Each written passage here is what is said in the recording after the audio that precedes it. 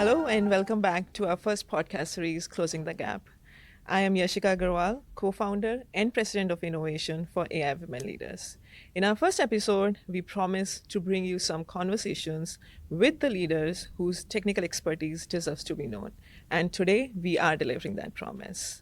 Today, our guest is a global executive who is moving mountains in finance with data and AI. She's navigating that complex space where big risk meets bigger innovation. Please welcome Priya Reddy, our visionary leader in the space of data, AI, and digital transformation. Priya, thank you so much for joining us today. I'm super excited for our conversation. Wow, was that me? I felt like, wow, who is that Ishika was talking about? But I'm really honored and humbled to be here. Can't wait to dive in and share my stories. Yes, a lot to talk about. I have been following you for a very long time, admiring your work, and I'm super excited that we are sitting here today going to talk a little bit about your life as well as some strategic conversations. Before we dive into your strategic journey, I want to start something simple, something related to your daily life. As a leader with extensive experience, how do you structure your day? Do you feel like you are an early bird, or do you find focus as you go by later in the day? Basically, I want to know what's your secret behind taking those vast major decisions so easily. Honestly, I don't know if I have a secret, but honestly, I'm not an early bird at all. I work best at night. So I would like to know how my day looks like today itself. Without knowing what I'm doing tomorrow, I can't go to bed. So that habit makes me predictable in how I show up the next day. Starting from getting kids ready to school, leading at work, doing my advisory work, mentoring others, as well as the community work. So for me, it's not about being an early bird or a night owl. It's about being intentional. So that's when you want to plan your work for tomorrow so that I know where my time is going so that I can give my full energy to the right things. So this is not a secret, but that's something that has been working. Yeah. So I'd like to continue doing it. I don't want to reinvent the wheels when something is already working for me. That's fascinating. And I'm glad you mentioned that you are not an early bird, because I'm also not. And now I feel that maybe I can be a leader too, just like you one day. Because I always felt like early birds are the leaders, but it's not that way. Absolutely. It's not about that, like I mentioned, right? What works for you? Yeah. How can you do the things best in the given 24 hours? So That's true. Yeah. Okay. It sounds like you have actually mastered the art of complexity. And because that's like how your life has been, looks like. So now I want to go all the way back. I want to start with why. I want you to walk us through your journey, not just the job titles, but the feeling. How did you take that decision of going into the data and basically finding the pattern in the chaos? I want to know those moments that actually shaped you as a leader who you are today. wow, that's a very powerful question. And honestly, you're going to make me go back several years back, honestly, to my childhood, because that awareness started way before I entered finance or tech industry. Right. I come from a middle class family. I grew up in India, and I was one of the youngest daughters to my parents. And my parents often had to challenge that idea that it's not a priority to educate girls. But my parents have educated all their three daughters. One became a teacher, one doctor, and I became an engineer. And my dad itself was a civil engineer. So he used to bring those blueprints home. And I used to be fascinated about how he turns those blueprints, those lines into something real. So that's when I saw the power of building something, building things, creating solutions. So I wanted to be just like him. So that's when I always wanted to become an engineer. However, for some reason, I was always fascinated by technology. And one day I was talking to my dad, and he asked me, what do you want to become, right, when you grow up? I said CIO, because at that time, not many C-level roles were known. Yeah. Apart from CEO, CIO was the well-known C-level role. And the same thing happened. I was in 5th or 6th grade. In the first day of school, teacher asked every student what they want to become. And I did not hesitate to say I want to be a CIO. Oh my God, that's And too that early. thought has kept, that always stayed with me. And at that time, I wanted to see if there are any role models that I could follow. So my dad and I were looking those newspapers, searching for any role models to follow. But honestly, I couldn't find many. Back then, there were not many Yeah. women CIOs, executives. Yeah. So that shifted my thought process there. I felt like I told myself, okay, if I can't find one, maybe I can become one. So, and my parents, my dad always trusted me completely. He said, as long as you put your heart into it, you will be successful. My dad is no more, but my mom, even today, she tells me that if you believe in yourself, you can do it.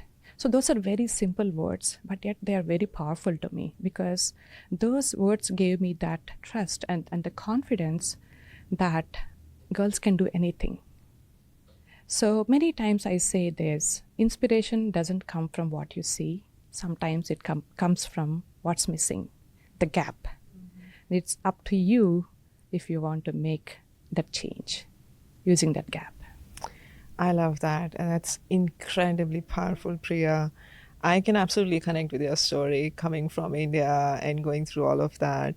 Do you think your dad is your role model today? Absolutely. Yeah. Even today, like I said, he's no more, Yeah. but I live up to his values and I live up to the trust that he always had in me. Yeah. And I'm sure no, wherever he is, he's happy to see the success I have today. I'm sure his blessings are always there. And Absolutely. since you talked about your journey, I'm sure you must have had that kind of feeling, that realization where you had to fight for your place, right? I think when you're going through a hard, not the hard time, but when you are going through a journey, you always have to fight. Either fight for a change or fight for your place. So, what was that emotional challenge that actually shaped you? Or do you think like you were overlooked during your journey, or was it a weight, a kind of a weight where you found yourself just as the only diverse voice in the room? What was that challenge you faced? Sure. I think I love this question because it opens two aspects of my life. I think I may have to go back again to my teenage years probably. And I want to share this quick story. I was in 11th grade, which is junior high school here. And I was one of the girls among three boys who were selected for IIT preparation. We have the SAT, Yeah. ACT, but we also have other entrance tests for engineering. But this particular one was to get into one of the prestigious engineering schools of India. And being one of the only girl among those three boys opened my eyes to see how the girls were belonged in those spaces. I could see the gap. But honestly, it did not make me feel intimidating. It made me feel responsibility. Yeah. Because I want to increase the number of girls in those spaces. So I worked 10 times harder, not to prove that I'm equal to anyone, but I want to feel confident that I belong there. Yeah. That's when that spark happened, the realization happened that I want to keep increasing those numbers. And that actually carried into finance when I got into earlier on into those roles in financial services. But there, like you talked about overlooking or the struggles and all, maybe I did not go through a lot of struggles or overlooking, but the reason I say that is the leaders, the co-workers, the people that I worked with, they were very smart, intelligent. At the same time, the leaders saw the value that I brought to the table. But sometimes you still see that gap. You're still aware of that gap. I was doing great in my earlier career where sometimes I was working 14, 15 hours. I want to get this project. I want to be part of these mergers and acquisitions. I was one of the key person that leadership leaned on to when I was working at Santander Consumer USA for acquisitions during those 2008 recession. one after other, I was able to get the job done. But I was doing great, but that still is Yeah. missing. And sometimes it happens that when you are great at something, they want you to stay there and keep doing. But my vision is different. My goal is You always different. wanted to go higher. Absolutely. I want Yeah. to get there. So that's when I kept my doors open. I was always open to receive what universe sends my way. Took another role where I had much more visibility, much more impact that I could make. So when I talk about visibility, visibility is not something like ego or show off, right? Yeah. It's basically your work has to be shown, your voice has to be Visible. heard. Yeah. So that is that's when the realization happened. So it looks like you had a lot of internal shift during this process, right? Basically from enduring it to fighting for that change. And I think that's the definition of acceleration. That's what helps you in going towards the strategic decisions of life. So since I think every major career shift requires a leap of faith. Do you agree to this? Absolutely. Right. So 100%.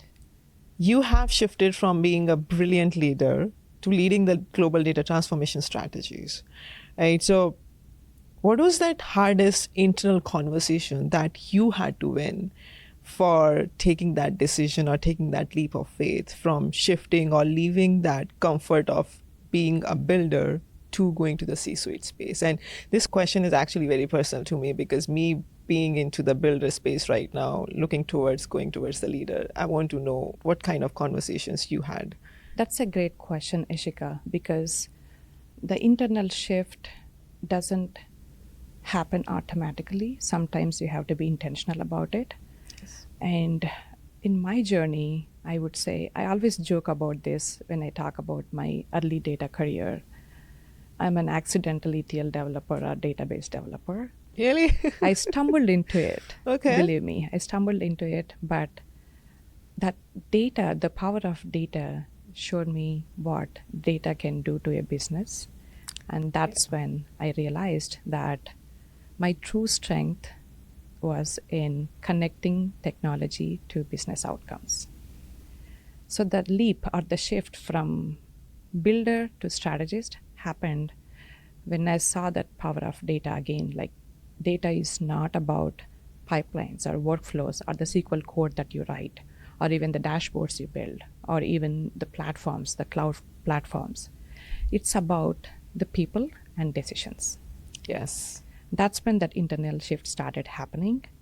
And that's when I started shifting to going towards alignment where business strategy, data, and technology all are moving together. And one of the turning point happened when I was asked to build data and analytics function, the organization, from scratch. There was no blueprint. Yeah. There was no defined path. There was no playbook. It was just a vision. But I bought into that vision because I believed in what it can do for business and what it could become. So I was able to build that function as well as build the entire data infrastructure in no time, which became a foundational work for, in fact, launching the company to massive growth. That enabled us to go from scale up from 0 to millions and millions to billions. That showed me that, one example showed me that leadership is not about having all the answers. It's about having that courage to say yes even when you don't. Wow. I love that. And it sometimes we think that we got to be ready to say yes. Yeah. No, I would say readiness is not a feeling, Yeah. it's a decision. So you can never be ready, but always be prepared to take that leap. That's when growth happens. Absolutely, absolutely. I love this answer, and I'm sure a lot of our listeners will connect to it because many of us, including me, who feels like I'm still not ready to go there.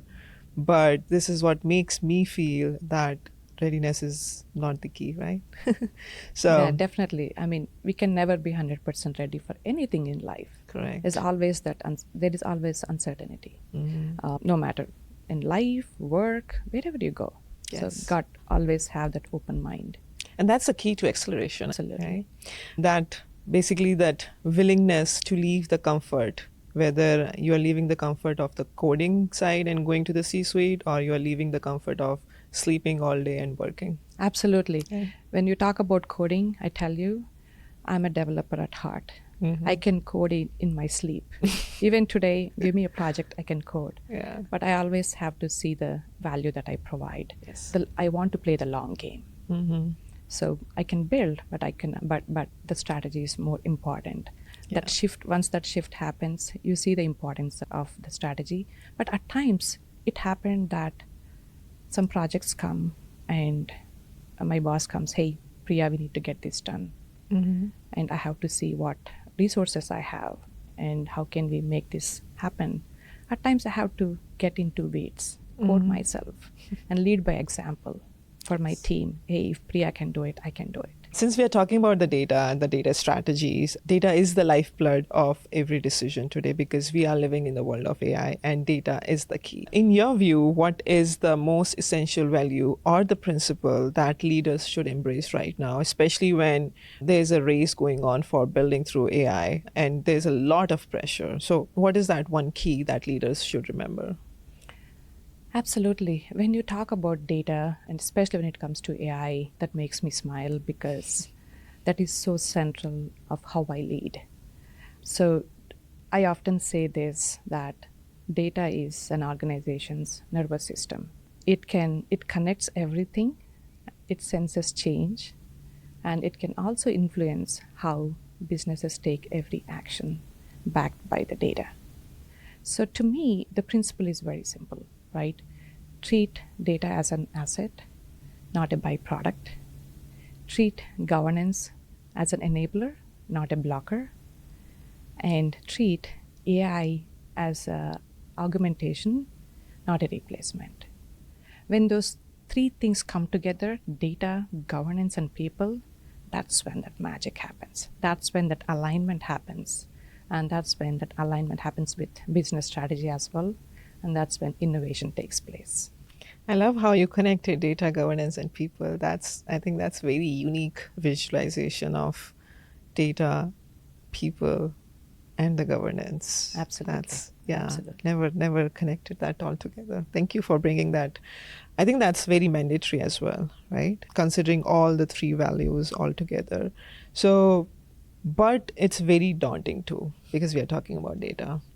We can't just in that manner, we can't just talk about the future as well. We have to talk about the present scenarios. We have to talk about what people are going through today. So I want to go towards a little bit of personal career strategy on that sense. The way I see it, your journey proves that technical expertise can get you to the door, but sponsorship and visibility gets you the chair on the main table. Do you agree to this? Absolutely. Yeah. So, Especially in these days. yes. Absolutely, I agree. So, what is that philosophy for according to you that our listeners should focus on to be able to get this sponsorship? Not just like mentors. I don't want to just talk about the mentorship, but someone who can advocate for them when they are not in the room. So you talked about two important things, visibility and sponsorship, right? I want to start with visibility first because, in my view, visibility and sponsorship are very well connected. I want to start off by saying visibility creates possibility for others. So many times you see people getting awarded, getting recognition, right? But honestly, it's very humbling. But to me, that title isn't about the badge of achievement, it's about the responsibility. When you Yes. see those awards, that shows you that you are responsible for what you have earned and you want to keep doing more. Mm-hmm. But oftentimes, what I see when I go to these conferences, events, I often see very few women in the room, even less than 10%. Yeah. That's the reason why I show up. Every time I show up, I am advocating for those spaces. So when the next generation walks in, they don't feel that they are outnumbered. Yeah. So that, and even today, we are in this here doing the podcast. Yeah. That is the reason why. Because if we don't show up, who else will for our future generations? That's true. Right? Yeah. And that's one of the reasons why I have created a platform, Ready to Grow podcast, which I just launched with my high school senior daughter who plans Oh. on majoring in business and finance to amplify women's voices in STEM and making sure that more of those stories are heard, not hidden. That's amazing. And that's the reason I also share insights on my Data Forward newsletter, where I share insights for leaders to create a clarity from data chaos and lead responsibly. And that is called sponsorship to me. You create those platforms and open opportunities for others to show. Yes. You are amplifying their voices. When you do that, you are automatically creating that sponsorship framework. That's what I believe in. Definitely. And that's amazing. Kudos to your daughter for taking that leap of faith, right? And I would like to request our listeners to actually go and check out her podcast. I heard on Spotify, I listened to it, the trailer. It's amazing. And I'm sure people are going to love it. So please do check out her podcast as well as the newsletter. It's in the description. You talked about the sponsorship and visibility, and that's all very actionable. So, but when you look back to your success, how much your success was meticulous, intentional strategy versus an unexpected data crisis on your table? I'm sure a lot of it must be unexpected, but I still want to know from you, like, what can leaders do today to engineer their luck for their next AI project? Absolutely. That makes me smile again, because something that I always believe in, right?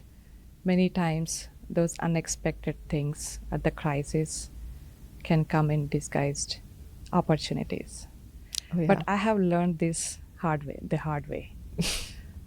So in my view, I think that both intentional planning and being open for unexpected things. Being open when the script shifts.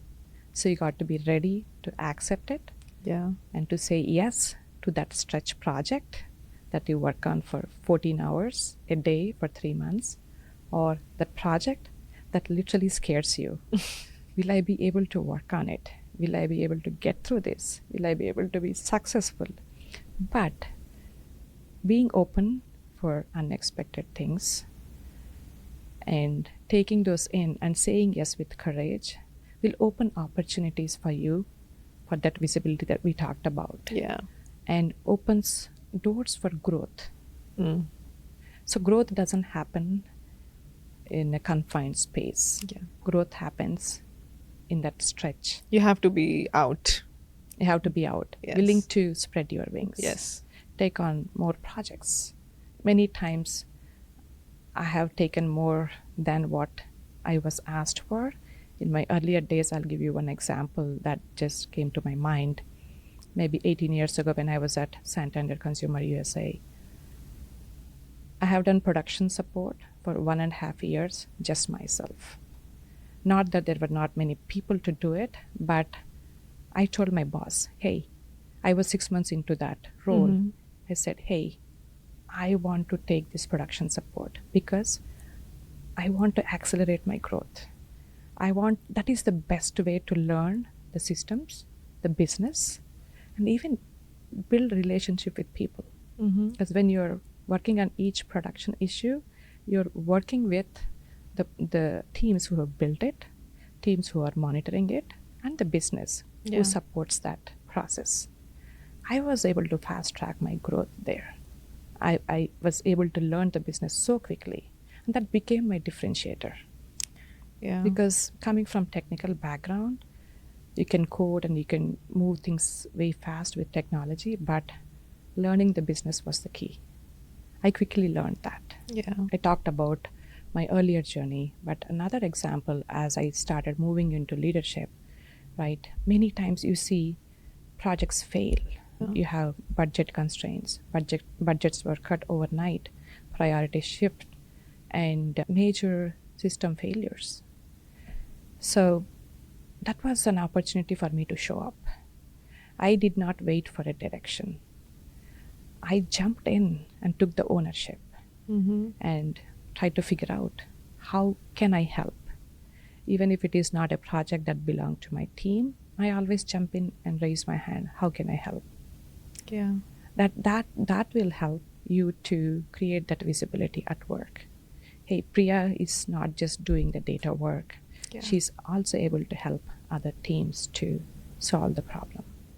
So That is- visibility and ownership are connected. Absolutely. Because when you take ownership and do with intention and give your heart, the visibility happens. Yeah. And that you talked about creating your own luck.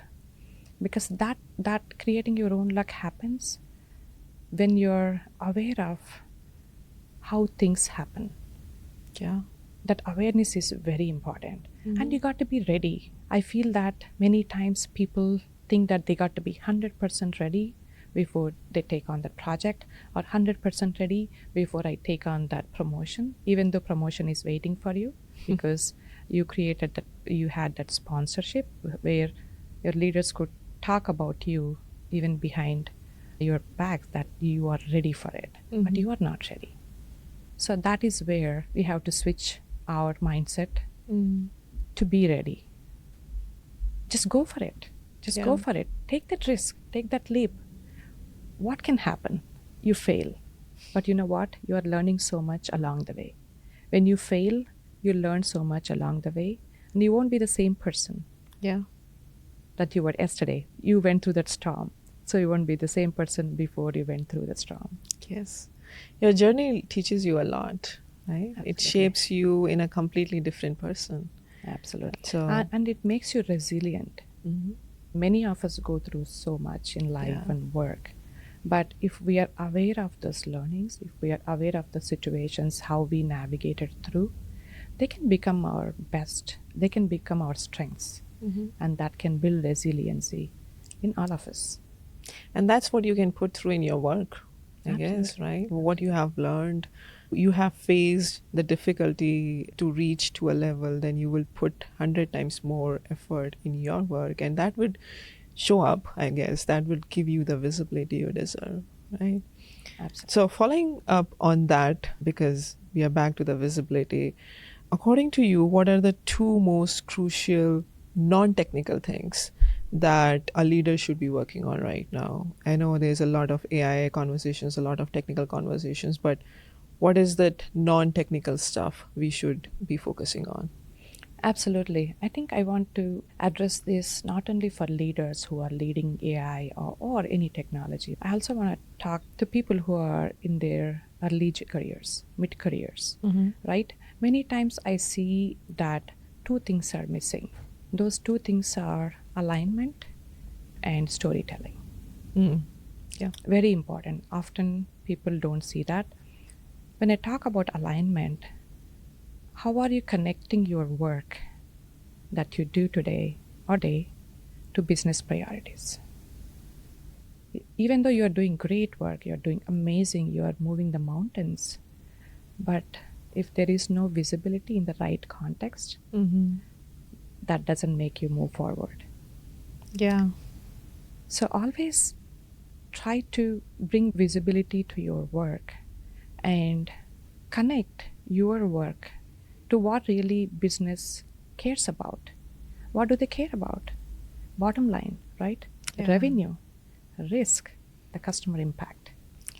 So basically, you're saying don't go for everything, go for what's needed. What's needed? What really supports business priorities, their outcomes, the business goals. You could be doing some work if it is not directly connected to the company's goals, then you're not actually Yeah. making that progress, Yeah. right? And the second thing I talk about is storytelling.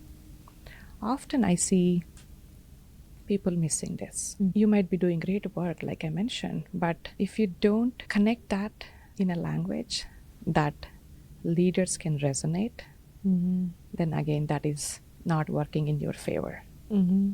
Yeah. Always see how you can story tell your work. And that's exactly what I taught my team as well. That's how I empowered my team. In fact, I used to connect their day-to-day work to company's objectives. Hey, this is so and so project, and this is the outcome the business is expected. And this is how our day-to-day work is connected to increase the number of leads or increase the number of customers we are signing up, funding, or improving the customer retention, whatever it could be. Yeah. You got to connect as a leader, you got to connect your team's day-to-day work to business outcomes. That's when that magic happens. That's when they're motivated to do the work. Yeah. That's when they show up to work day in and day out with that spark, with that energy. So basically, you're saying that don't just work, but talk about it. Talk about it. Be intentional about it. Always connect, storytell how your work is moving the mountains for your business. That's a very important guide, I would say.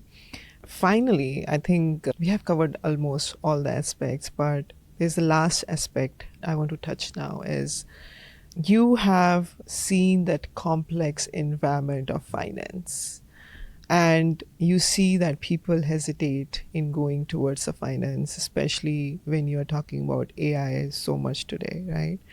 What do you see as the future of finance in the space of AI? Do you think it's worth taking the risk for the people going into that field? Oh, yeah. I can confidently say yes. It is 100% worth, because being in finance for almost, throughout my career, most of my time I have spent in financial services and fintech, one of the industries where women often feel underrepresented. But being in that space taught me that innovation and compliance can coexist, but they need that balance. So I often say that innovation and compliance are like accelerator and brakes in a car. We need both to drive safely, right? If you try to innovate without guardrails, without that great security posture, firewalls, all of it, you risk chaos. But if you overregulate, you lose agility, Wow. right?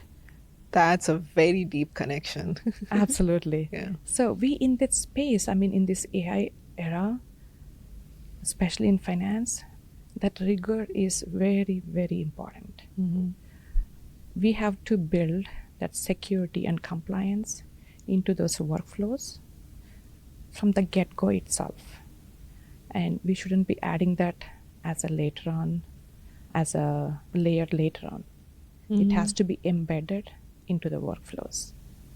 That's when you are building those systems. It is not just finance. You take any industry in this AI era, we got to be intentional about incorporating that security compliance into those workflows, starting from the get-go.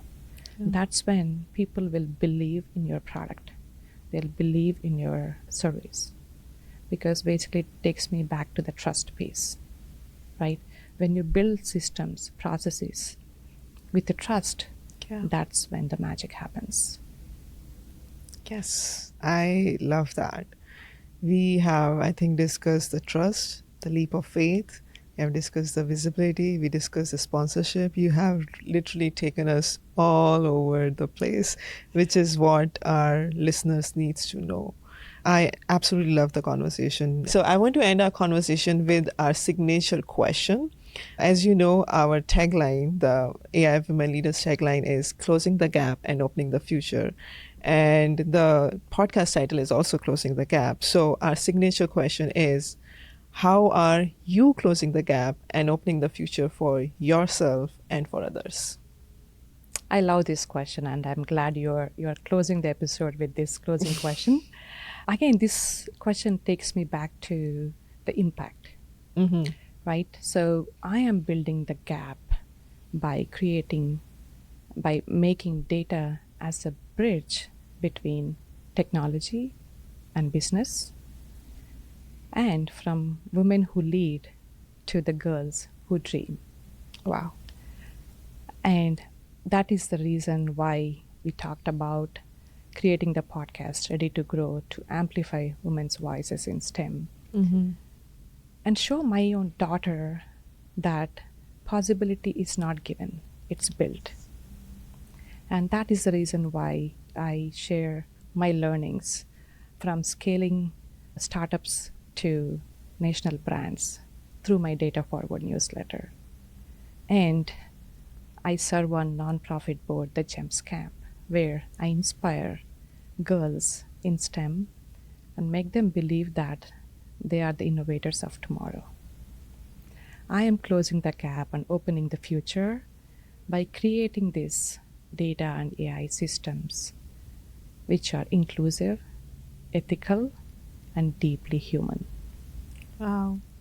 What a powerful note to end on, Priya. Thank you so much. I am very sure that your journey, the future you are building for the people is going to be incredibly important, and we all are going to love it. From actually embracing the emotional challenge to defining the data integrity, you have achieved everything. Priya has given us a lot to carry forward, right? So, But this is just the beginning. I'm just getting started. There is so much more coming, and I'm really excited about the possibility of the future. so that means we need one more episode with you. Absolutely. For the next Can't journey. wait for the next episode where I can talk about my new journey. So much exciting. I'm learning something every single day, Wow. and I'm thoroughly enjoying it. Well, let's wait for the next episode then. I'm sure you will be our guest again. Thank you so much, Priya, for being an incredible first guest to Closing the Gap. I'm so honored and humbled to be the first guest, and Absolutely. this is just the beginning Yes. for this team. You all three are going to go places, and I'm so proud of you three for starting this. You three are passionate about bringing a platform for women to grow and lead. Yes, definitely. Thank you so And much closing for the gap, Yes. right? We all are working hard to close this gap because we see it, and I'm Yes. sure people see it too. Absolutely. And someone needs to take that leap of faith to close this gap. This was Priya Ready for you all. I hope you all feel the urgency and the importance in our words. I truly believe if Priya can do it, then you can do it, and I can do it too, right? So let's take that leap of faith and let's go towards making that change. We are not just the networking organization. We are here to make that change. We are accelerating the careers. So please do follow us, like, share, and comment. And please don't forget to subscribe as well. So, Priya, this was very moving and very insightful conversation we had. I love it. You have really provided a true blueprint of the leadership. Join us next time for our next episode in Closing the Gap. In the meantime, don't forget to check Priya's profile, which is in the description. We have also attached her podcast details as well as newsletters and the LinkedIn profile. Please do follow her as well. And thank you so much in helping us in closing the gap.